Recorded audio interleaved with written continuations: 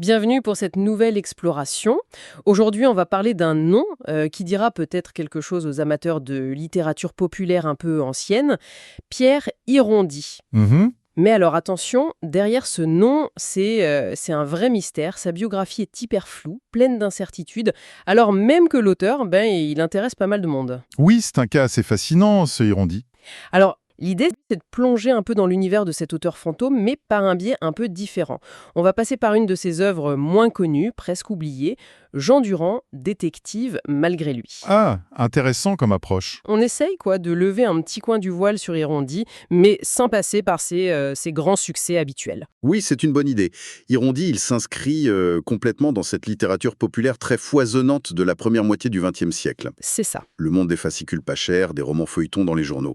Donc là, on va se pencher sur ce Jean Durand, paru en 38 dans le journal Excelsior. D'accord. Et en regardant un peu sa forme, son style, l'histoire, on espère comprendre un peu mieux qui était cet auteur et surtout ce que cette œuvre un peu à part révèle de son écriture. Peut-être quelque chose de différent de ce qu'on connaît de lui, non? Exactement. Une sorte d'enquête, en fait. C'est ça, une enquête littéraire sur un auteur et une œuvre plutôt rare. Alors, allons-y. Le mystère Irondi. Ce qui frappe tout de suite, c'est le décalage entre la notoriété de certains de ses bouquins, fin de ses fascicules, et le peu d'infos fiables qu'on a sur lui. Ah oui, ça c'est clair. On lit des trucs auteur, dramaturge, journaliste. Il aurait même dirigé un théâtre à Nice, participé à un rallye auto Paris-Jouin-les-Pins. Ça fait un peu touche à tout, mais... Oui, on trouve ces mentions, effectivement, mais les détails concrets, les dates précises, les liens entre tout ça, c'est souvent super difficile à vérifier. Hmm. Il y a comme des trous, des zones d'ombre. Et puis, il y a cette question des dates, justement. Wikipédia, par exemple, donne des infos, mais bon, quand on creuse, on se demande s'il n'y a pas eu confusion, peut-être avec d'autres personnes portant un nom similaire. Ah oui. Tu veux dire qu'il pourrait y avoir plusieurs Pierre Irondi? C'est d'une des hypothèses qui circulent, parce que les dates, parfois, elles collent pas, tout à fait. Et puis, sa production littéraire connue, elle semble vraiment se concentrer sur les années 30. C'est vrai. Après ça, plus grand-chose de signé de lui, en tout cas, c'est beaucoup plus dur à trouver. Donc ça renforce ce côté un peu insaisissable, quoi. C'est quand même fou, parce qu'il n'était pas juste un petit auteur. En termes de volume, il a produit... Ah ça oui. Ah ça oui. Il est surtout connu pour 2 grandes séries en fascicules. Ces petits livrets illustrés très populaires à l'époque. Absolument. Les fascicules, c'était la base de la lecture populaire. Et Irondi, il a vraiment marqué le coup avec 2 séries phares. D'abord, Marius Pégomas, le détective marseillais. Ah, Pégomas. Le nom dit quelque chose, même sans l'avoir lu. Tout à fait. Lancé vers 1934. C'est une série policière, mais très humoristique. Avec ce personnage principal très coloré, très marseillais, quoi. D'accord. Et la deuxième? Et quasiment en même temps, ou juste après, vers 1936, il lance Thérèse Arnaud, espionne française. Changement de registre. Ah oui. Là, on est dans l'espionnage, un genre aussi très populaire, avec une héroïne, une femme patriote, ce qui était peut-être un peu moins courant à l'époque. 2 séries à succès donc. Et ça représente quoi en quantité? C'est là que le contraste avec le flou biographique est dingue. Les 2 séries ensemble, c'est quasiment 100 fascicules. 100. Ah ouais, quand même. C'est énorme. Ça suppose un rythme d'écriture soutenu, hein. Donc voilà, on a un auteur qui cartonne, qui produit en masse pour le grand public, mais Mais dont on sait presque rien. Ou en tout cas rien de certain. c'est ça. C'est cette tension qui rend Irondi si intriguant. D'où l'intérêt justement de regarder ce Jean Durand, détective malgré lui. Il sort un peu du lot par rapport à ces séries. Qu'est-ce qu'on sait de ce roman alors? Alors lui, il a une histoire assez particulière. Jean Durand, à notre connaissance, il n'a jamais été publié en fascicule, ni même en livre classique à l'époque. Ah bon? Alors comment on le connaît? La seule trace qu'on en a, c'est sa publication comme roman feuilleton, dans le quotidien Excelsior. Ça s'est étalé entre octobre et décembre 1938. Un roman feuilleton, c'est-à-dire un épisode chaque jour dans le journal. Exactement. 55 épisodes en tout. C'était très à la mode. Ça fidélisait les lecteurs qui attendaient la suite tous les jours. J'imagine. Ça devait mettre la pression pour écrire ça. Ah oui. Maintenir le suspense, relancer l'intérêt chaque jour, c'est un exercice particulier. Et le fait qu'il n'ait jamais été repris en livre après, ça lui donne un statut un peu spécial, non? Carrément. Ça en fait une œuvre rare, quasi confidentielle par rapport aux fascicules qui, eux, ont pu être réimprimés ou circuler plus largement. Jean Durand, il est resté attaché à sa publication dans Excelsior. Mhm. Du coup, ça lui donne une valeur historique et même littéraire assez unique. C'est un peu la pièce manquante, ou en tout cas décalée, dans le puzzle Irondi. On peut se demander si ce format a influencé son style d'écriture. C'est super intriguant. Alors, sans tout raconter bien sûr, ça parle de quoi ce Jean Durand? C'est quoi le point de départ? Le début, c'est assez classique pour un polar populaire, mais avec une petite touche de drame social. On découvre Jean Durand, c'est un jeune ingénieur chimiste, brillant, tout pour réussir. Le gendre idéal, quoi. Et sa fiancée le plaque parce que le père exigeait une situation stable. Oh la vache. La dégringolade. Complètement. Il est au fond du trou, désespéré. Il essaye de se suicider en se jetant dans la Seine. Carrément. Mais il est repêché in extremis par des mariniers et hop, emmené au commissariat du coin.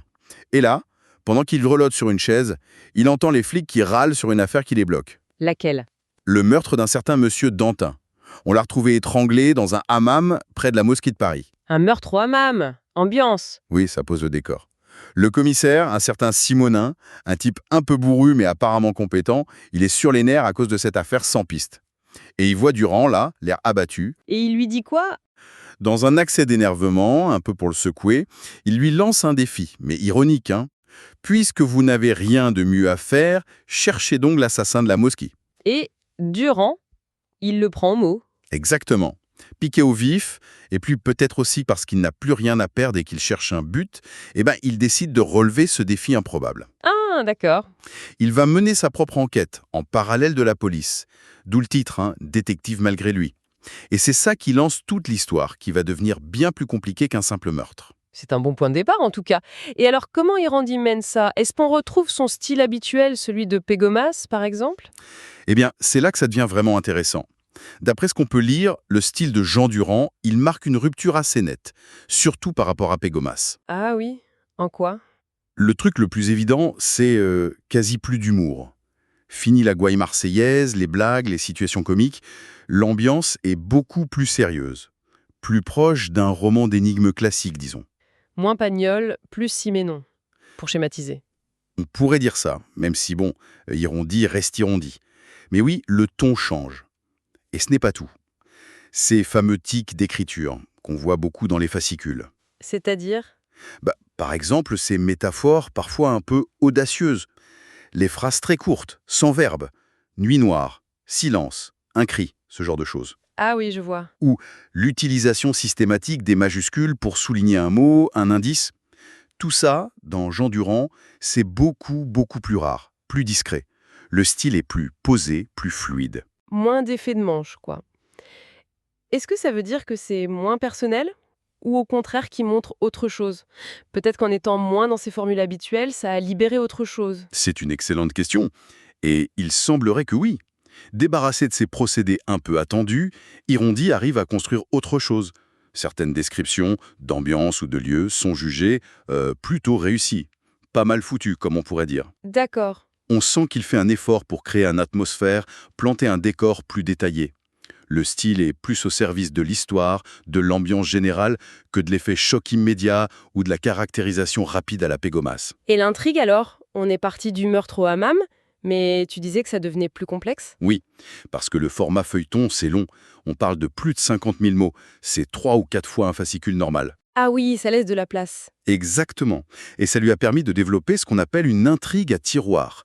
L'intrigue principale, le meurtre, elle en cache ou en génère d'autres qui finissent par s'entrecroiser. Le genre d'histoire où plus on avance, plus ça s'embrouille, avec plein de pistes. C'est tout à fait ça. L'enquête sur Dantin, elle va vite se compliquer. Durand, mais aussi la police, vont tomber sur d'autres mystères qui, au début, n'ont rien à voir. Ou du moins, on le croit. Comme quoi, par exemple? Il y a un cambriolage audacieux dans une banque où travaillait la victime, il y a une affaire d'escroquerie qui refait surface, des secrets de famille autour de Dantin.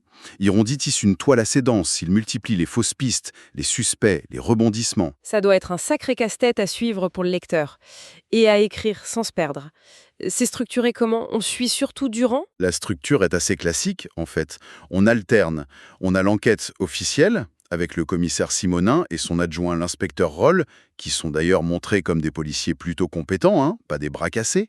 D'accord. Et de l'autre côté, on a l'enquête de Jean Durand, plus intuitive, parfois plus chanceuse aussi.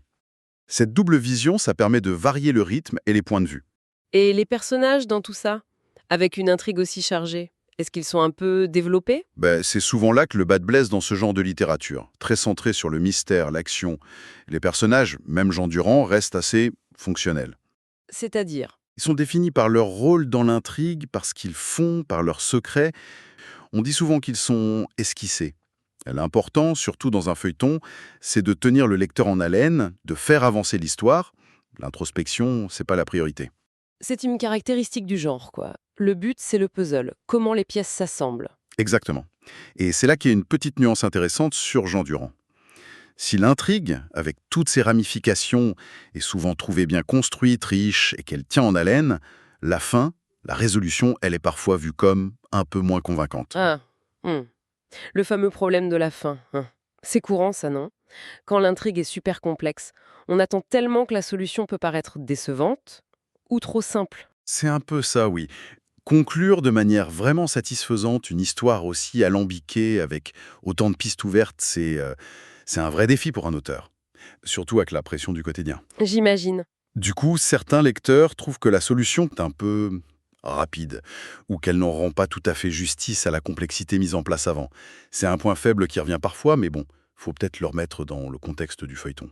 Donc le plaisir serait plus dans le cheminement, dans tous ces mystères qui s'accumulent, que dans la révélation finale elle-même. C'est fort possible.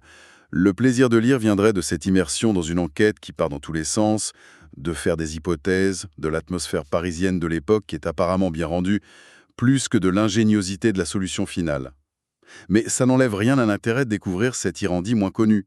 Alors, si on essaye de résumer un peu notre propre enquête sur Irondi et Jean Durand, qu'est-ce qu'on retient? D'un côté, on a cet auteur, Pierre Irondi, figure populaire des années 30, auteur à succès avec Pégomas, Thérèse Arnaud, Mhm, mais dont la vie est pleine de doutes, presque insaisissables. c'est ça. Et face à cette image un peu figée par ses grands succès, eh bien on découvre Jean Durand, détective malgré lui.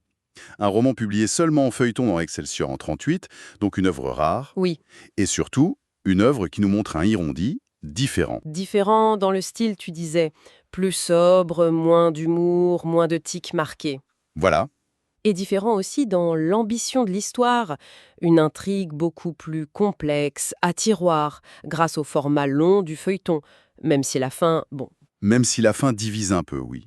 Mais ça montre que Irondi, ce n'était pas juste un faiseur, un auteur de formules. Il savait adapter son écriture, il pouvait explorer des voies plus ambitieuses, plus axées sur la construction d'énigmes complexes. C'est une nouvelle pièce au dossier, quoi. c'est comme découvrir une autre facette de son talent. Exactement. Et finalement, cette redécouverte d'un roman feuilleton un peu oublié, ça pose une question plus large, non? Au-delà du cas Irondi. Ah oui, tout à fait. Ça nous pousse forcément à nous demander combien d'autres œuvres comme ça, écrites pour les journaux, pour les fascicules, par des auteurs populaires, peut-être oubliés aujourd'hui, ou réduits à une seule partie de leur travail. Oui, Combien de ces œuvres dorment encore dans les archives des bibliothèques, sur des vieux microfilms, dans des collections privées? des milliers de pages. Peut-être des histoires géniales, des témoignages d'une époque, qui attendent juste qu'on les sorte de l'oubli, qu'on les relise, qu'on les partage. Précisément. C'est un champ d'exploration immense qui est encore ouvert. Pour les chercheurs, les passionnés, les curieux. Qui sait quelles pépites littéraires attendent encore d'être redécouvertes et de retrouver la lumière? C'est une pensée assez stimulante pour terminer notre discussion d'aujourd'hui. Voilà, ça laisse à réfléchir, hein.